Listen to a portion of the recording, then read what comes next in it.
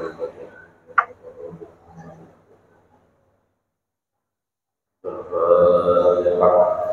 بالله من الشيطان الرجيم بسم الله إياك نعبد وإياك نستعين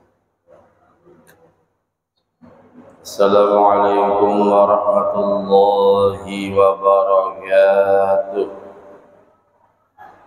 الحمد لله والصلاة والسلام على رسول الله سيدنا محمد ابن عبد الله وعلى آله وصحبه ومن والاه لا نبي بعده أما بعد سبحانك لا علم لنا إلا ما علمتنا إنك أنت العليم الحكيم وتب علينا إنك أنت التواب الرحيم ولا عدوان إلا على الظالمين لا حول ولا قوة إلا بالله العلي العظيم العزيز الكريم عدد كل حرف كتب ويكتب أبد الآبدين ودهر الداهرين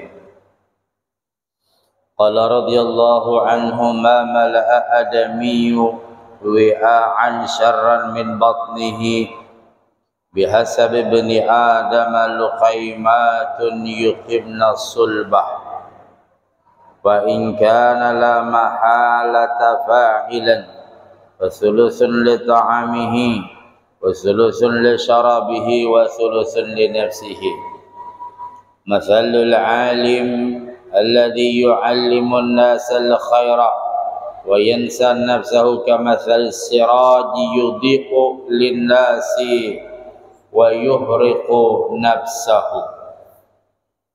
Ma'asyiral muslimin wal muslimat jamaah salat zuhur Masjid Raya Darussalam dan seluruh pemirsa yang setia dan istiqomah mengikuti tayangan ini dimanapun Anda berada dan kita semua dirahmati Allah subhanahu wa ta'ala. Alhamdulillahi ala kulli hal, atas segala nikmat yang diberikan Allah kepada kita semua, terutama nikmat iman, nikmat Islam, nikmat kesehatan dan kesempatan kembali kita lanjutkan taklim kita di setiap hari Senin.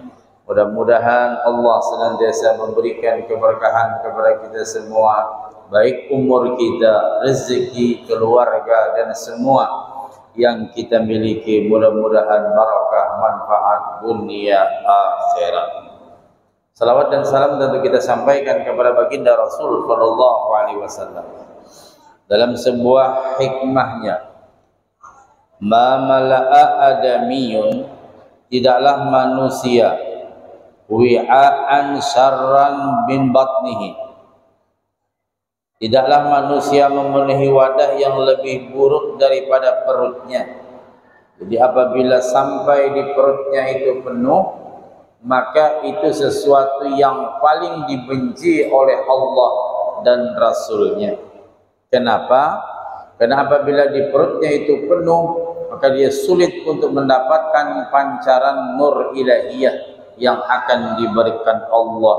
Itu kalau yang di dalam perut bersumber dari yang halal aja Allah masih enggak senang. Walaupun yang bersumber dalam perut itu yang halal saja Rasulullah tidak senang, karena ma mala'a, penuh dia. Artinya apa? Kita disuruh untuk makan minum dengan bagus, kulu washrabu wala tusrifu. Makanlah, minumlah, tapi jangan berlebih-lebihan. Karena sesuatu yang berlebih-lebihan itu Allah enggak senang. Innahu la yuhibbul musrifin. Allah enggak senang dengan yang berlebih-lebihan. Artinya dalam kita memenuhi perut ini mesti yang pertama bersumber daripada yang halal, yang kedua hanya sekedar bihasabi bani adam luqaimatun yuqimna sulbah, yakni cukuplah manusia makan sebeberapa suap saja. Artinya jangan sampai kekenyangan, karena dengan suapan yang secukupnya dan tidak berlebihan, maka akan memudahkan dia dalam melakukan aktivitas, melakukan ibadah. Kenapa? Karena tadi sudah saya katakan pancaran nur ilahiyah akan mudah masuk apabila di dalam perut itu tidak terlalu penuh. Syukur-syukur dapat puasa, paling tidak Senin Kamis dia puasa. Karena seluruh penyakit bersumber dari dalam perut. Apapun penyakitnya dari dalam perut. Kenapa dalam perut? Karena makanan minumnya berbagai macam. Itu yang halal. Bagaimana kalau yang haram? Wah, parah lagi yang haram. Maka dari itu, ketika kita makan, ingatlah bahwa yang memberi nikmat ini Allah. Dan ketika makan, minum, dia nikmati itu semua daripada Allah. Berapa banyak orang yang mau makan, yang mau minum, tapi tidak bisa makan sendiri. Dia mesti disuapi. Ada orang yang juga disuapin masih syukur juga. Ada orang yang tidak bisa apa-apa. Ya, ini makanya kita perbanyak bersyukur kepada Allah. Fa in kana la mahalata fa'ilan. Bila mana harus dilakukannya, kalau itu juga dia makan, maka dibagilah fasulusun li ta'amihi. Maka isi perutnya itu sepertiga untuk makanan. Wasulusun li syarabihi, sepertiga untuk minum. Wasulusun li nafsihi, sepertiga untuk napasnya. Artinya tidak banyak makan, lalu dia akan mudah bernapas, mudah pencernaan, dan juga nur tadi mudah masuk ke dalam hatinya. Lihat orang-orang soleh, kalau mereka makan, mereka cuman sedikit. Karena adatul awliya arba'atun. Kebiasaan orang wali 4. Pertama, qalilun naum, sedikit tidur. Yang kedua, qalilut ta'am, sedikit makan. Yang ketiga, qalilul kalam, sedikit omong. Dan yang keempat, uzlah, suka menyendiri. Itu kebiasaan orang soleh, orang-orang wali. Ada kurang makan, kurangi makan, kurangi guring, atau sedikit makan, sedikit guring, sedikit berbicara, dan suka menyepi, menyendiri. Salah satu di antara kita cara melatih menyepi adalah di masjid. Makanya di masjid, kalau sudah masuk tahiyatul masjid, tidak ada lagi omong apa macam, fokus ibadah. Mau sholat sunat apakah, mau berzikirkah, mau baca tasbih kah, mau baca salawat kah, paling enggak kita 1 jam menyepi, 1 jam mengasingkan diri. Karena ujar ulama, orang yang berada di masjid sama dia orang yang berkhalwat. Arti berkhalwat itu menyepi, dengan catatan tidak berteman. Kalau berdua bertiga berkisahan, lain cerita lagi itu. Ya, kita pengen melatih paling enggak 1 jam kah, 2 jam kah, fokus ibadah. Mulai masuk masjid sampai keluar, banyak tuh dapatnya. Banyak Quran dibacanya, sholat mungkin dilakukannya, bacaan tasbih juga demikian. Tapi kalau masuk masjid, bertemu kawan, berkisahan, kadata baca tasbih, kadata baca zikir, kadata baca Quran. Ya. Masalul alim. Nasihat yang berikutnya lagi, masalul alim. Perumpamaan orang alim. Orang yang gigih dalam mengajarkan ilmunya, yu'allimun nasal khaira. Dia orang alim tadi mengajarkan orang lain al khaira, kebaikan. Wa yansan nafsahu, sampai-sampai dia melupakan dirinya, enggak dihiraukan dirinya kalau sudah umat memanggil. Dia niatkan untuk menyelamatkan umat Nabi Muhammad sallallahu alaihi wasallam, walaupun tantangannya nyawa, mungkin perjalanan jauh. Walaupun tantangannya sesuatu yang kurang enak, mungkin banyak yang memusuhinya, ya, tapi dia yu'allimun nasa al khairah. Dia diberi amanah untuk mengajarkan kebaikan, bahkan dia melupakan kepada diri dan keluarganya. Itu seperti kamatsali siraji yudhi'u lin-nasi wa yuhriqun nafsah. Orang alim yang mengajarkan manusia kebaikan sampai ia melupakan dirinya seperti lilin. Lilin itu menyenangkan orang. Kenapa? Cahayanya kemana-mana, sementara dirinya terbakar. Jadi kalau kita punya ilmu, kalau kita dapat ilmu, ajarkan walaupun 1, 2, 3 kepada orang lain. Walaupun kita lupa kepada diri kita, saking sibuknya mengajarkan sesuatu yang baik kepada orang lain, ya, maka seperti lilin menerangi orang lain sementara dirinya terbakar. Jadi bagaimanapun keutamaan orang yang berilmu adalah segala-galanya. Paling tidak kita bisa mengajarkan kebaikan untuk keluarga kita, baca Quran, menutup aurat, ya. Salatnya kita perhatikan anak menantu kita, paling enggak demikian. Kita ajarkan yang baik. Makhaba man istakhara wala nadiba man istasyara wala ala minal maniqtasada. Tidaklah sia-sia orang yang melakukan istikharah, maksudnya setiap sesuatu apapun dia minta petunjuk kepada Allah. Mungkin dengan cara sholat istikharah, mungkin dengan cara dia bertafakur, mungkin dengan cara dia minta pendapat. Ustaz, ini saya mau begini begitu, bagaimana? Oh, yang bagusnya begini, yang bagusnya begitu. Nah, jadi minta nasihat, minta pilihan, paling tidak dalam memilih sesuatu ada arahannya sudah. Nah, siapapun dia yang melakukan istikharah, minta petunjuk kepada Allah, lebih-lebih dengan cara melakukan sholat. Apa aja kita hidup ini kan kadang-kadang ada sesuatu yang membingungkan, Pak, antara dua pilihan. Ya mungkin apa aja lah, masalah apa aja lah, dua pilihan. Ini anak masuk pondok apa masuk SMP, dua pilihan dia. Kalau apabila ada dua pilihan, tidak rugi dengan cara melakukan istikharah. Jadi orang istikharah itu bukan hanya mencari jodoh, mencari pekerjaan kah, atau menentukan sesuatu kah terhadap rumah tangganya, keluarganya, itu. Jadi istikharah dia.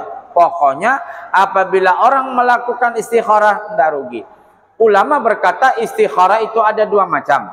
Istikharah dengan cara melakukan amaliyah dan istikharah dengan kita bertafakur sejenak. Nah, bismillah. Ya, bismillah. Jadi kada tulang. Bentar ya. Jadi kada? Bentar. Aku enggak jadi. Sudah istikharah dia, istikharah batin dia.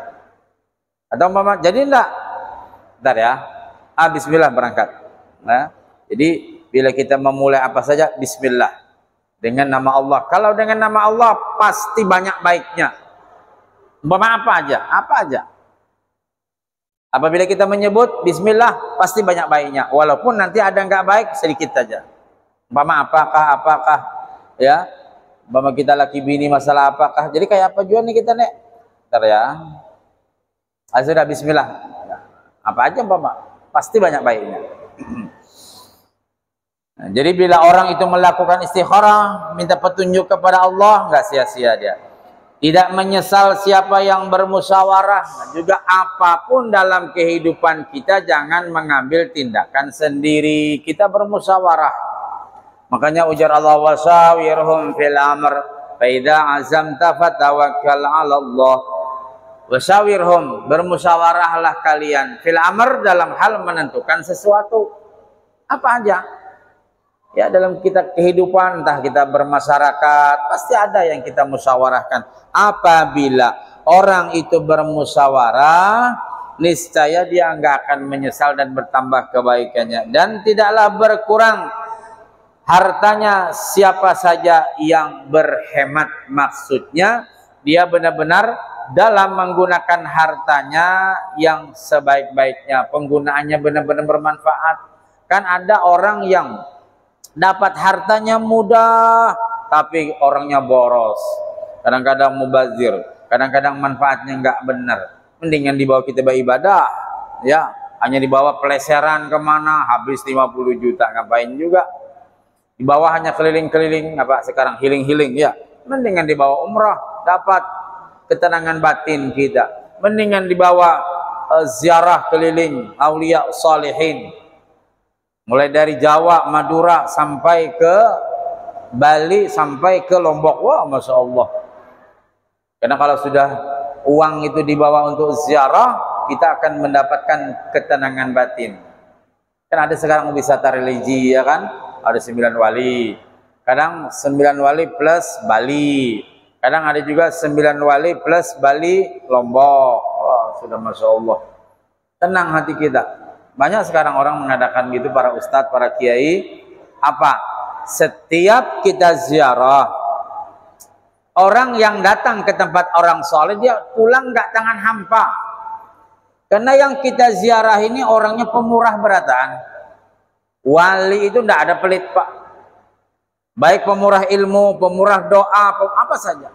Kita ziarah ke Sunan Ampel, kita ziarah ke Syarif Hidayatullah, atau kita di Bali itu banyak juga, daerah Kelungkung, daerah Seseh banyak, atau kita di Lombok banyak juga itu, ya. Orang yang datang ke tempat orang yang soleh, mereka pulang pasti diberi oleh-oleh. Oleh-olehnya apa? Saat kita beli di samping kanan kiri, enggak. Oleh-olehnya keberkahan hidup kita. Karena az-zair fi kanatil mazur huna wa yauman nusur. Orang yang ziarah itu, kita yang ziarah datang ke, anggaplah contoh ke Sunan Ampel, gak sia-sia. Fi kanatil mazur, dijamin beliau, ini tamu saya ini, jauh-jauh datang dari Kalimantan, pakai pesawat, pakai kapal. Dia datang ke tempatku, dan dia pulang, aku tidak membiarkan dia pulang begitu saja. Paling tidak doa orang soleh terus. Nah, ini makanya kita kalau ada rezeki, tidak bisa ke Mekah Madinah, paling enggak yang dekat-dekat dulu ziarah ke orang-orang soleh. Masya Allah, ya kita bahagia ya. Di dalam beberapa penjelasan, ya khususnya yang pernah dibahas oleh almarhum guru sekumpul tentang sirruz ziarah, ya, rahasia ziarah. Apabila kita meninggal dunia, orang-orang yang kita ziarahi mereka menyambut kita. Ini Jisirin semalam datang waktu bilang ke rumahku, Habib Saleh, kemana-mana kita ziarah. Datu Kalampayan, kemana-mana kita ziarah. Karena alam di sana itu dekat, berdekatan. Kalau kita jauh dari sini Pak, ke Banjar aja 15 jaman. Kalau alam di sana cepat ya. Nggak makai waktu langsung. Itu nang jabah guru 2. Makanya orang-orang soleh, para wali itu 2. 1, senang ziarah. 2, senang tawassul. Khususan ila hadrati, khususan sipula, khusus para wali-wali. Ini jabah guru bila kita kena meninggal, sini menyambut kita. Senang kita disambut orang hebat-hebat ya kalau. Kenapa? Dulu Sirin ini melangnya aku Sirin ini. Dulu dia datang ke rumahku. Dulu dia ziarah membawa anak bininya ke rumah. Senang beliau. Nah ini salah satu rahasia ziarah. Tapi Pak ada juga yang nggak sependapat. Ya biasa manusia punya pendapat ya monggo-monggo saja. Itu hak mereka. Ya. Paling tidak dalam kita ziarah apa? Zikrul maut. Mengingat kematian. Yang kedua paling tidak kita dapat barokah. Apa barokahnya? Ini orang yang diziarahi nggak sembarangan. Tidak mungkin orang yang diziarah ini nggak punya apa-apa. Orang datang jauh-jauh pasti punya ilmu, pasti punya amal ibadahnya yang luar biasa, pasti akhlaknya mulia. 3 itulah yang sehingga daya pikat atau magnetnya orang datang ke tempat beliau jauh-jauh. Ada di daerah, kalau nggak hilaf saya lupa loh, Sengkawang, ya apa Sengkawang apa Mempawah. Itu ada Daeng Menambon. Kita naik itu 250 tangga. Wah, mahingal ya. Ya di Pontianak, di Kalbar. Ya. Kalau nggak Mempawah, karena saya baru sekali. Mempawah insyaallah Mempawah. Kita masuk ke hutan, nah nanti naik gitu. Ada namanya Daeng Menambon. Naik. Kalau Habib Hussein kan dekat aja. Habib Hussein itu orang tua daripada Habib yang Abdurrahman ya, yang menjadikan kota Ponti ya. Di Kalbar banyak betul penziarahan, apalagi Sengkawang, Sanggau banyak betul.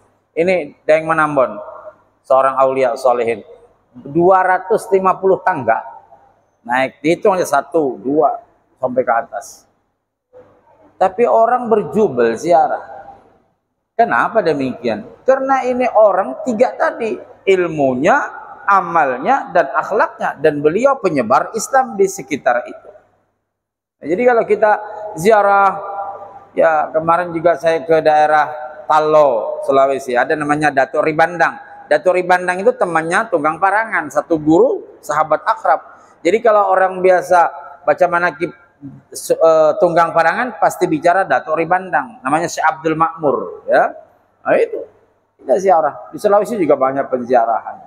Karena Jabah Guru kumpul juga di mana aja, di kampung, di kecamatan, di kabupaten pasti ada penziarahan. Nah, paling tidak kita mengingati bahwa diri kita pun juga akan menghadap Allah. Satu lagi, ni'mal atiyatu kalimatu haqqin tasma'uha summa tahmiluha ila akhin laka muslimin fatu'allimuha iya.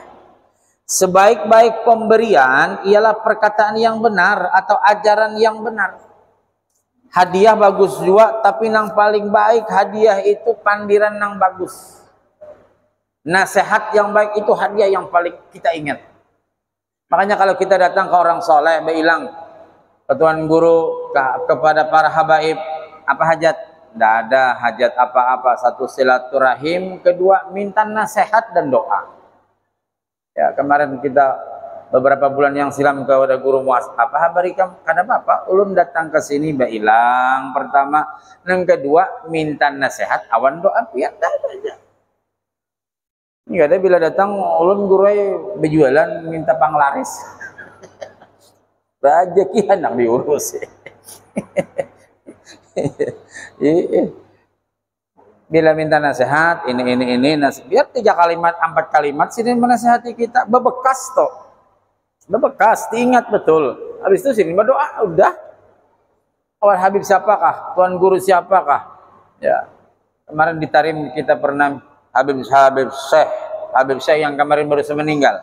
Itu munsib daripada beliau namanya di Halbah. Kita ke situ. Jadi kata Habib Syekh, ada apa ini? Jadi jar Habib Segaf kami datang dengan rombongan jauh-jauh dari Indonesia. Untuk apa? Silaturahim. Tapi bahasa Arab kan diterjemahkan. Yang kedua minta nasihat. Terus idin tawasul, terus idin nasihat. Lalu dipasangkan kita topi yang umurnya berapa ratus tahun itu dari Habib Zain. Ya.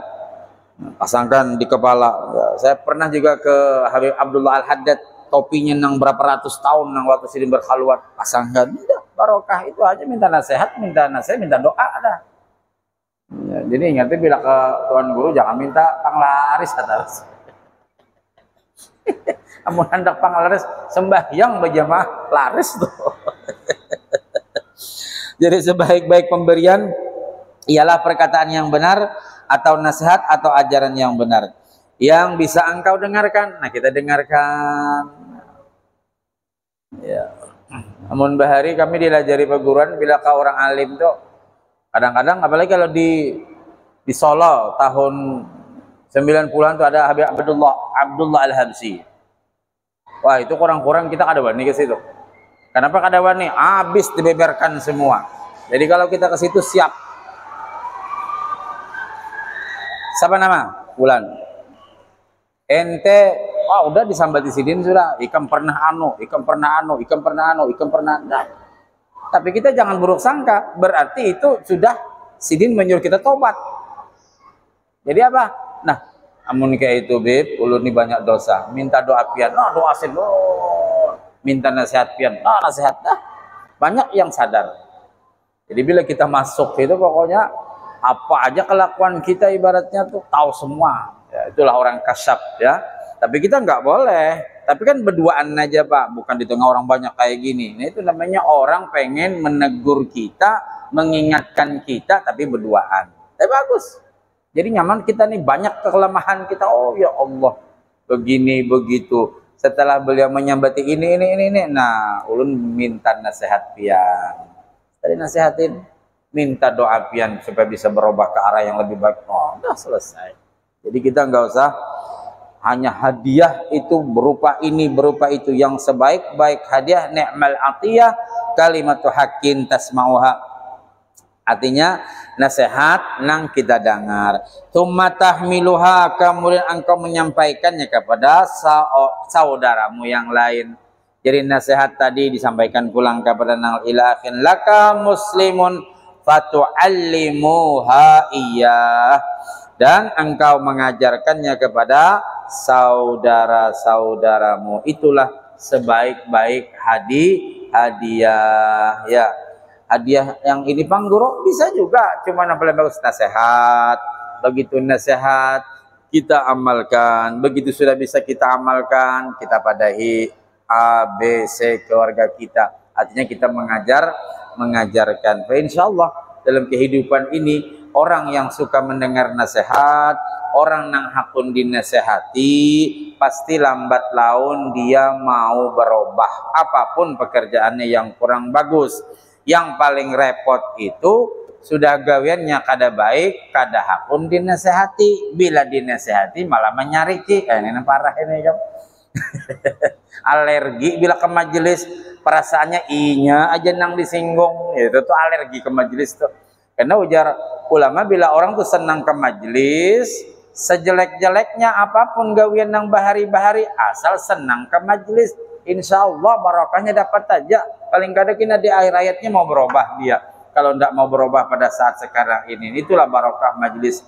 Mudah-mudahan kita diberikan Allah istiqamah untuk selalu menghadiri di majlis ilmu dimanapun kita berada, khususnya di Masjid Raya Darussalam ini. Hampir hari-hari ada pengajian, ya kita luangkan waktu sebentar, 15 menit kah, 20 menit kah, untuk kita duduk sejenak, bertafakur, memikirkan tujuan hidup kita ini berakhir di mana. Itu saja.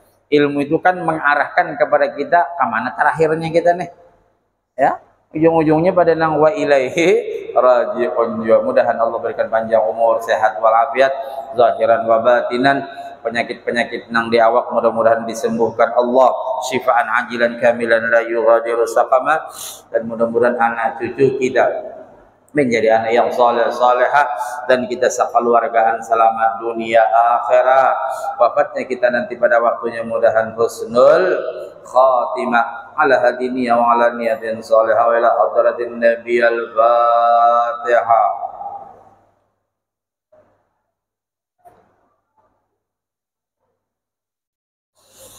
Amin ya Allah ya rabbal alamin. Bismillahirrahmanirrahim. Alhamdulillah rabbil alamin. Allahumma shalli wa sallim wa barik ala sayyidina Muhammadin al-fatih lima ughliq wal khatim lima sabaqa. Siratal haqqi wal hadi ila siratal mustaqim wa ala alihi wa ashabihi haqqa qadrihi wa miqdarihi al-azim. Allahumma anfa'na bima 'allamtana, Allahumma anfa'na bima 'allamtana, Allahumma anfa'na bima 'allamtana wa 'allimna ma yanfa'una, rabbi faqina fid din wa 'allimna rusda. Rabbi zidna uluman nafi'a warzuqna fahma. Rabbana iftah bainana wa baina qaumina bil haqqi wa anta khairul fatihin. Rabbana atina fid dunya hasanah wa fil akhirati hasanah wa qina adzabannar. Subhanakallahumma wa bihamdika nashhadu an la ilaha illa anta nastaghfiruka wa natubu ilaik. Wassallallahu ala sayyidina Muhammadin wa ala alihi wa sahbihi wa baraka wa sallam, walhamdulillahi rabbil alamin. Taqabbalallahu minkum. Assalamualaikum warahmatullahi wabarakatuh.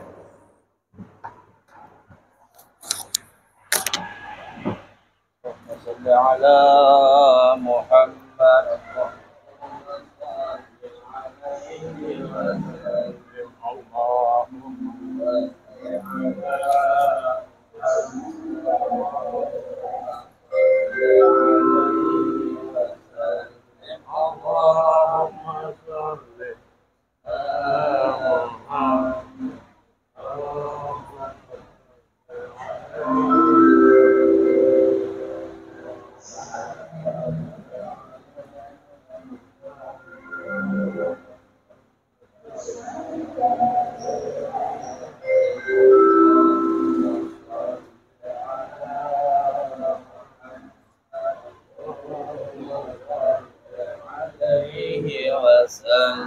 Allahumma salli ala Muhammad. Allahumma salli alaihi wa sallim. اللهم صل على محمد اللهم صل عليه وسلم اللهم صل على محمد رسول الله يا رب صل عليه وسلم حبيب الله تقبل الله منكم